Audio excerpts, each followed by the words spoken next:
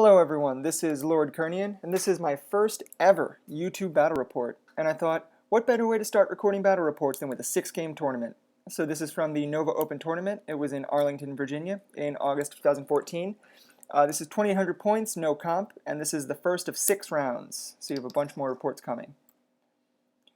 So for my army list, I ended up taking High Elves. I was rocking a prince with dragon armor, dawnstone, dragon helm, giant blade, shield, and barded steed. So he's got a 1-up rerollable, 6-up ward, and strength 7 with ASF.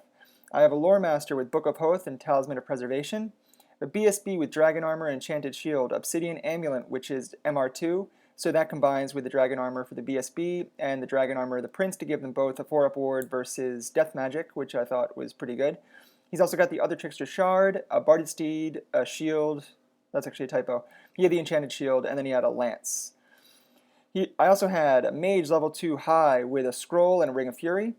I had 2x5 reavers with bows and spears and musicians each. 2x10 archers with musicians, 11 silver helms with full command, 21 sword masters with the armor-piercing banner, 24 white lions with the banner of the world dragon, 4 repeater bolt throwers, and 2 eagles. So my first round opponent was Ogre Kingdoms. He had a Tyrant with the Trickster's Helm, which is reroll to wounds, which on someone who's toughness 5 is pretty solid. He's got Talisman of Preservation, great weapon. Then he's got a Slaughtermaster level 4 Heavens, who's rocking Grut Sickle, because he likes to live dangerously. For anyone who's not familiar with Grut Sickle, probably a lot of people, because it's not actually that commonly taken, but it's every magic phase, his Slaughtermaster can deal a wound to the unit, and if he does that, he gets +2 for every casting attempt. The caveat is at the end of the game, he rolls 2 dice, and if he rolls boxcars, or I think if he rolls snake eyes, the unit turns on him and kills the Slaughtermaster. So a bit of a gamble, but 1 out of 36 chance, not that bad. So in addition to Grut Sickle, he's also got the Crown of Command on his Slaughtermaster. He's got a Bruiser BSB with the Rune Maw and a great weapon, so he doesn't have a great save, but he does have that wonderful item. He's got a Butcher level 2 Maw with the Hellheart, 11 Noblar Trappers, 10 Noblar Trappers, 3 Ogres, 8 Iron Guts with a Standard of Discipline, 3 Man-Eaters with a Abrasive Pistol on each guy, Immune to Panic and Scout, 4 Mournfang with a Gleaming Pennant, Gorger, 3 Saber Tusks, and 2 Iron Blasters. So here's a picture of deployment after deployment. So going left to right on my opponent, he's got his Mournfang, his Scouting Man-Eaters, Solo Saber Tusk, 11 Noblar Trappers, Iron Blaster behind the hill, he's got his Ogre Bulls up there, next to his Gutstar with all 4 characters in there. Then he's got a Solo Saber Tusk next to them, and then the Bulls after that, and then another Saber Tusk outside of that. What you can't see just out of picture is his 11 Noblar Trappers and his Iron Blaster, which you'll see in the next picture. For my side, I have, going left to right, a Bolt Thrower, 5 Reavers who decided not to Vanguard. I have 10 Archers. I have my Silver Helm Bust with both my General and my BSB. Then you can see my Sword Masters there with the AP banner. Eagle was behind the Silver Helms. Then I have the White Lions next to the Sword Masters with an Eagle behind that. Up a little bit in front of them was my 10 Archers. Then I have 3 Bolt Throwers around the hill, and my Reavers who are vanguarding up there. So yeah, I deployed back a little bit because really I'm in no rush to get into combat with the Gutstar. I figured I really want to use my early turns to get rid of his chaff, so that way I can dictate combat on the Gutstar. I can either choose to engage or choose to not engage on my terms by getting rid of all his chaff and preventing him from interrupting my combination charges. So I was fortunate enough to get first turn. So I didn't move much. I was a little bit happy with the way my deployment was. I was liking where everything was positioned, and yeah, I just kind of wanted to respond to where he puts pressure. So I didn't move much. I just wheeled my White Lions to redress the ranks and face towards where his Gutstar is going to be coming from. Otherwise, there was no movement. So in the Magic phase, I showed how rusty I was by, first thing, dice was pretty decent. I started off with 1 dice at small fireball at his Saber Tusk, and he lets it go. I figured, D6 hit, strength 4, wounding on 4+, I have a decent chance of killing it. Well, that decent chance was not coming today. I only did 1 wound. Then I realized I'm being stupid, because Saber Tusks can't use General or BSB, so if I kill the Ogre Bulls next to them, he's testing for panic on a leadership 4 without general or BSB. So now I just started focusing on them instead. So my next spell was from the bound item, and he let that go. And I think he regretted letting it go because I rolled 11 hits and 7 wounds. So rolling like crazy with that, which was a good dent in that. He was able to use the rest of his dice. I think he was afraid of my magic missiles now, dispelled the rest of them.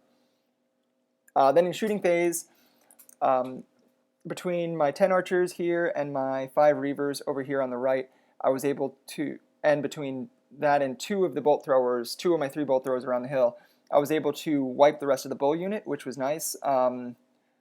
The Saber Tusk then failed to panic and ran like 10 inches. He's like right on the edge of the board. With my remaining bolt thrower on the right, and I opened up at this unit and combined the fire with that and the bolt thrower over here, and then the 10 archers and the 5 reavers all shot at that unit. And when the dust settled, I did 8 wounds. So I was 1 wound shy of getting the unit, but still, it's a good start. Did a lot of wounds to that unit, got really weakened a lot of his chaff really early in turn 1. So I was happy with that, with the way the game started. So we go to Ogre's turn 1. He didn't really move that much, which I was a bit surprised by. I was expecting him to rush me. But instead he just kind of shuffled forward a little bit. The Noblars just went on hid behind that wall. Over on the right, the Saber Tusk that didn't break went and hid behind the hill for to hide from my archers and to, get some, maybe be used for some late game redirecting. The other Saber Tusk that was fleeing failed to rally and ran off the table, which was nice. And then you can kind of see in the upper left corner the Maneater, who decided he didn't want any of that and decided to turn around and book it towards the back table edge. Over on this side, he's kind of moved up a little bit and wheeled to face towards my Silverhelm star. So you can see some of that. So the first thing he did in the magic phase, he got decent dice. He started off with a comet. And I hate doing this. It's early in the game, but I thought it was just way too early for him to be dictating the terms of my movement phases. So I hate doing it. He rolled pretty well, though, so I just had to scroll it. Got rid of Comet, and then with my last dice was able to stop Chain Lightning. I just thought it was just too much of a tactical advantage if he can start telling me when to move forward. I need to make sure I pick Combat on my terms and not rush it to avoid getting hit by a Comet, which could really devastate my Swordmasters. And then for shooting, the Iron Blaster on the far right shot and actually misfired, can't shoot this turn or next turn, which was nice. The one on the hill shot, hit, wounded, and rolled 1 for number of wounds against my bolt thrower on the left. So that was nice that he only rolled 1 wound. So we go to High Elf turn 2. Yeah, not a ton of movement. On my right, I moved my Reavers and my Archers up to shoot at that Saber Tusk that's hiding behind the building. And then I just redressed my battle line a little bit more. I brought my Swordmasters and my White Lions into alignment.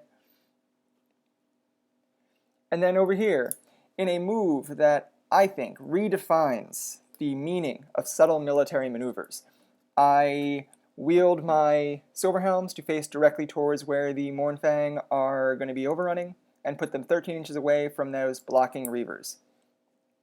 I guess I just decided that there was a time and a place to be subtle, and that time was not now, nor was that place here.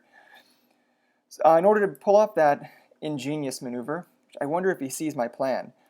I had to march the archers up to get out of the way, so they're not going to be shooting this turn. In Magic was very uneventful. If I got anything off, it didn't do any wounds. But in shooting phase, I was able to drop Saber Tusk, so that was nice. And here we go into Ogre's turn 2. So yeah, he started off, I forget if the Noblars charged my archers over there on the left. If they charged, then I stood from them. I ended up declaring a flee from the Ogre Bulls, which would have been in my flank. So I fled from that, bounced through my Silverhelm so we couldn't get them. The Gutstar charged my archers on the right, which I fled from. And the Iron Blaster, which had misfired and can't shoot this turn, charged my Reavers, and I stood in shot and didn't do a thing. So the Gorgeous shows up. And then in the rest of the remaining movement, his man-eater, who had started booking it towards the back edge, then goes and moves behind this hill completely to hide from my bolt throwers and to sing Kumbaya behind this building and preserve his points for the rest of the game. So this just shows the failed charges. So both the bulls and the Noblars failed their charge, moved up a little bit, and the Iron Guts also just moved up a little bit. For shooting, Magic was pretty uneventful. For shooting, though, this is one of the many places this game where I was an idiot, because by wheeling with my extraordinarily subtle maneuver, I showed my flank to that cannon, and I put it in a position where if he bounced far enough, he's going to bounce into my eagle.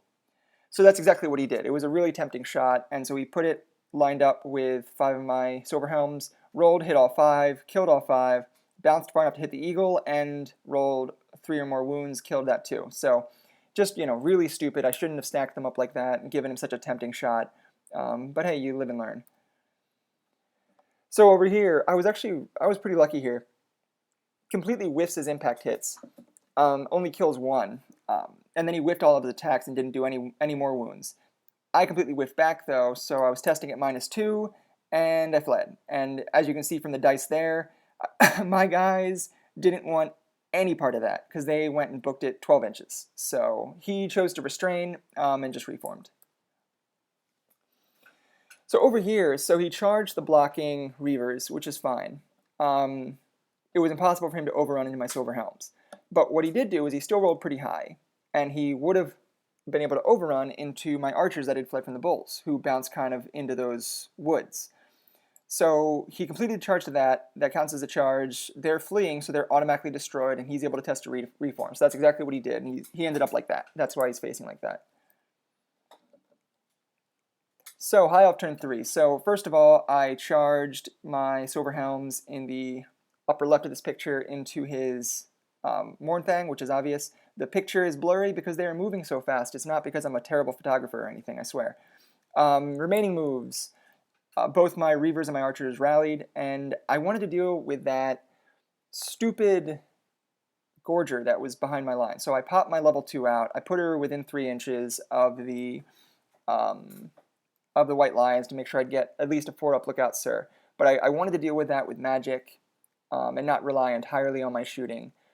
And, but I didn't want to have to turn my White Lions around to deal with it. So I just popped her out, kept her within 3 inches to get the lookout, sir. And yes, that's where she is. So that shows a better picture of the reformed Reavers, which, because they had broke from combat, I obviously couldn't move them, but they ended up running into a pretty good position for me to block anyway. So I just kind of reformed them like that. I put them in a position to make sure that the Gut Star, if they charge me, are staying in the front rank, or staying in the front arc. So Magic Phase comes, and he uses his Hellheart. Now, he needed a 4 to reach my level 2 Lore Master, and he needed a 5 to reach my level 2 High Mage, and he rolled a 3. So that was nice. Completely wasted that. For Magic, though, I was able to... He stopped one of my casts of Soul Quench, but he realized that I had a decent enough dice advantage, and between that and Book, he couldn't stop both Soul Quenches and then also prevent me from casting the Death Signature from my Lore Master onto his Iron Blaster, which is Iron Blaster with, I think, just outside of 12 inches of his General. So he'd be testing on a 7, which against my 9, pretty good chance of me getting rid of him. So he only stopped one of my Soul Quenches and used the rest of his dice to stop the Death Save, which is fine, he was able to do it. But I got off one of the spells, and was able to do a couple wounds to that. Didn't kill him, though, outright. So then I go to Shooting Phase. My Bolt Thrower, it actually worked out really well. My Bolt Thrower on the far left, he was at long range, but he had completely unobstructed view to that Gorger. So I shot at him, and that Bolt Thrower on the far left was able to get rid of him, so that was nice. So that left the 3 Bolt Throwers around the hill, free to shoot at his Iron Blaster, and when the dust settled, I did 3 wounds. So between the 3 of them, they're all shooting at close range. I was expecting to do more wounds than that. I think I only hit, I don't know, I think I hit with 2 of them, and then one of them failed to wound, and then the other one did like 3 wounds. I don't know, at the end of the day, though, I did 3 wounds to that Iron Blaster. Combat over here. So yeah, I charged in, and I did, I think I did like 7 or 8 wounds. So he has 2 guys left. He kind of sees the writing on the wall, and sees that I'm going to get the points for his Mournfang. But, you know, why not get points out of my unit if he can? So he takes his guys, and one of the guys can swing at my BSB. He puts all of his attacks on my BSB. He's got 6 attacks. He gets 3 wounds. He does 3 wounds.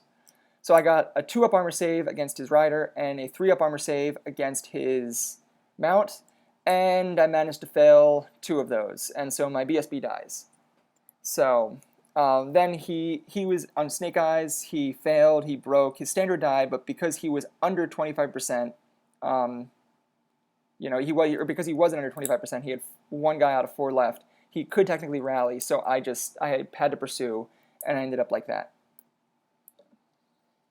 So Ogre's turn 3, so he takes the charge into my blocking Reavers, which is expected, and then his Bulls just kind of move up there to protect the flank. So yeah, that just shows a better picture of that. His Noblars moved up towards my Silverhelms. I guess you're kind of anticipating using them to block next turn. So Magic Phase, he casts Chain Lightning, and he actually gets it off irresistibly. So he does, I think he did like 6 wounds or 7 wounds to the unit, did a wound to everyone in base contact, which is fine. So he gets it off irresistibly. He hits my level 2, kills her, and then he bounces, hits the eagle, kills the eagle. So that sucks, but, you know, I mean, that's, what are you going to do when you miscast? He lost the rest of his dice, so that was the end of this phase. Comet here, the cannon here, though, the Iron Blaster shot at one of the repeater bolt throwers on the hill, and it misfired and blew up. So, hey, it's great. I'll take 3 points. The other cannon shot at the Silver Helms and killed 3 of them. And then this combat went as you would predict it would. He completely wiped them and just reformed. So yeah, this was a weird thing. So top of my turn, I spent a lot of time on this because I realized that I could march my White Lions out of his arc, but for my Sword Masters, the Bulls prevented me from getting entirely out of his arc on the other side. But if I charged them and overran, I'd be out of his arc then. So that's what I did. I charged his Bulls. He stood, and then I marched my Lions out of the way. Now, what I didn't see was that there was no way I was going to break. There was no way I was going to entirely wipe his Bulls. So when I aligned, I set it up so when he breaks and I'm pursuing center to center, it actually is going to put me into an automatic charge into the flank of his Gutstar, and that's exactly what happened. So that was a little bit of an oversight on my part. So you know, that sucks. Anyway, in Magic was pretty uneventful. There was nothing in my arc, so I couldn't use any of my spells. I had a pretty weak phase anyway. He was able to stop everything. I didn't get off any buffs onto my Sword Masters. Bolt Thrower, though, shot and killed the Maneater, which, yeah, in his turn, he had moved his Maneater out from behind the hill and actually gave me a clean shot with the Bolt Thrower on the left. So I actually took that shot and was able to kill him. I only needed 1 more wound. You know, hitting on 4s at long range, wounding on 4s between 6 shots. You know, yeah, I did the last wound. So yeah, hey, I'll take the extra points that he, you know, I don't think he intended it. I think it was a mistake on his part. But yeah, so he ended up moving there. So yeah, and this is a better shot of how the combat worked out. So I think I did like 6 or 7 wounds. So I left him with 1 guy left. He kills a couple of my guys, and he was on Snake Eyes pretty much, and he broke, but with the way the angle worked out, I automatically charged into the flank. The only consolation I have is that his BSB is on that side of the unit, so he can't make way out of combat, obviously, so I'm going to get to swing at his BSB, who has pretty weak armor. So we're going to see if I can do to him what he did to me. So we go to Ogre's turn 4. His bull back there rallied, and these guys just move up to block my Silver Helms. Yeah, not sure what this is showing. Okay, yeah, so Magic Phase, he gets a decent phase, and he gets off Comet. I tried to dispel it, I couldn't, so he puts the Comet on the hill, which is going to prove annoying, because I need those bolt throwers to shoot in my turn to get rid of that lone bull that's sitting back behind his unit. But if I leave him there and the Comet goes off, he might kill all 3 of my bolt throwers. So, yeah, I wasn't entirely, you know, it was going to pose a bit of a problem for me. In shooting phase, though, that thing shot, I believe he was shooting at one of my bolt throwers, and it misfired and blew up. So hey, I got both bolt throwers for free. I'll take it. And yeah, this combat, so against his general, I didn't do anything. A couple of my guys had to attack him. I put as few attacks as I could on him because, you know, I'm hitting on 3s, sure. Or I think I might be hitting on 4s, but then I'm wounding on 4s, and I have to reroll successful wounds because of his Trickster's Helm. And then he's got a 4-up ward save. So I didn't do anything to him. I put maximum attacks on his BSB, was able to do all 4 wounds, which was nice. And I think I did 1 or 2 wounds to his level 2 Maw. He did a couple wounds back to me, not that many. I won combat, but he's stubborn because of the stubborn crown on the Slaughtermaster, so he just reformed. And then he reformed like that. So High Elf turn 3, or High Elf turn 5. So I realize I'm in a bit of a, I'm winning right now. I'm up. And I know I'm up. All he's got left is, I got half points for his Gut Star at the moment. I got one of his characters and the BSB bonus. And then other than that, he has nothing left on the table, aside from these Nobblars. So the Nobblars are far enough away from his Gut Star that if I get rid of the Nobblars that are blocking me, I'm in a position where his Gut Star isn't going to be able to completely avoid me. So worst case scenario, I have a really good shot between them and my lines of setting up a combo charge in my turn 6. So I decide to make the charge. You know, worst case scenario, I decide not to charge if he's able to get out of it somehow. But if I want to, the charge is there, so I charge them to get them out of the way. And over here, so I hated having to rely on magic to get rid of that, to get rid of the bull that had escaped from the Swordmasters. Yeah, when my Swordmasters charged the bulls, I didn't catch them, so there's this one bull that is behind his Gut Star, and I didn't want to rely on magic from my Lore Master to get rid of him, but I just didn't feel right about this, so I moved my bolt throwers off the hill, moved my archers away, and it was a good thing because the comet went off, so that was good. Sometimes trusting your gut instinct is good. So yeah, he ended up still hitting my archers, did like 7 wounds or something, but to the bolt thrower, I think he only did 1 wound to the one bolt thrower on the top of the picture, and he completely missed the one at the bottom of the picture. So I got out of the comet relatively unscathed. So yeah, then there's this combat. I didn't show the pictures of the white lines reformed, and he was able to stop my magic missiles targeted at his bull. So he still has his bull. So this dreams of a glorious combo charge in the bottom of turn 6 to finish off the rest of his army isn't going to come to fruition. So that sucks. He was able to get rid of that. But over here, you know, the combat went predictably. I think he had like 3 guys left. So you know, I'm just going to restrain and hold there. He's probably not going to make the charge to me. So leadership 10, right? Anyone can make a leadership 10 break test, only I didn't. So I failed the break test to restrain. I failed the, restraint test. So I had to pursue. And then insult to injury, I didn't even catch him. So what was a 12-inch charge from his Gut Star to the front is now something like he needs to roll an 8 to get into the flank. So that sucks. And yeah, he finished mopping up the Swordmasters. I think I did 1 more wound to his level 2, and that was about it. And then he reformed like that. So he's looking at a beautiful flank charge on my general's unit. And that's exactly what he does. Ogre's turn 5, he charges into the flank. And when he first made the charge, I was deceptively optimistic about this. I was like, oh, you know, so I'll challenge with my general. My general's, you know, he's not going to do any wounds to my general. Even with his general, he's pretty unlikely to do anything to my 1-up armor save Prince on a 1-up rerollable. I might get a couple wounds to him.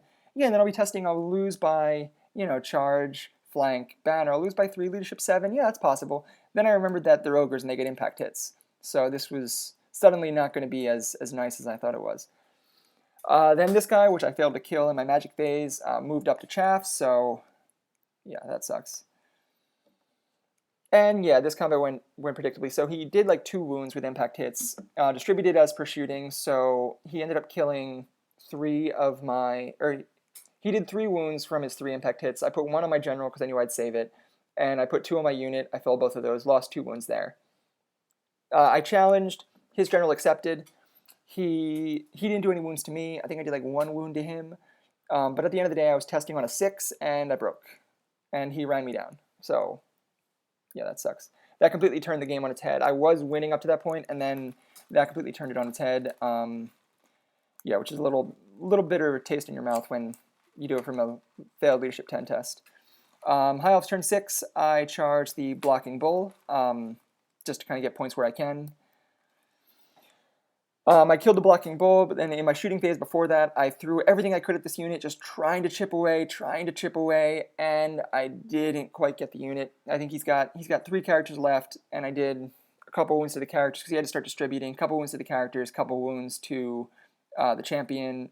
Yeah, but I just wasn't able to get any more points from all my shooting. So yeah, that shows the end of that. I just killed them and reformed a face. His turn, he just reformed to face my bolt throwers, trying to get some points. Grut Sickle, this is actually funny. Grut Sickle did another wound to that. He brought him down to really few. I think he's got 2 wounds on his standard, 1 or 2 wounds on his champion. You know, everyone in this unit is wounded, but I'm only getting partial points. So he used Grut Sickle, wasn't able to get any of my bolt throwers though. And so yeah, the game ends like that. So I killed everything but this Gut Star. And those 3 Noblars, which insult to injury, they rallied. And yeah, so unfortunately that Gut Star is like 1,200 points. So at the end of it, it ended up being a 400 point victory point difference in favor of the Ogres. So in the tournament, that works out to being an 11-9. But he got 1 unit into my deployment zone, so that's +1 for him. I broke him, but he broke me. So we both get +1, -1 for breaking and being broken from Fortitude. And so he ends up getting a 12-9 win. So it was a fun game. It was a great game, really exciting. You know, every game in this tournament was fantastic. He was a really great opponent. I'd happily play him again. I just wish I could pass leadership 10 tests. But, you know, that'll happen in games like this. I think I played well. And it was a good way to shake off the rust from such a long hiatus of, you know, playing Warhammer. So anyway, that's the battle report. Hope you enjoyed it.